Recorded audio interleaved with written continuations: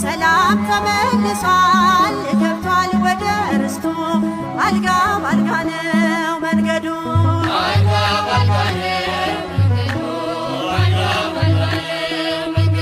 ቸሩ መድኃኔዓለም ካንተ ጋር ሲሄዱ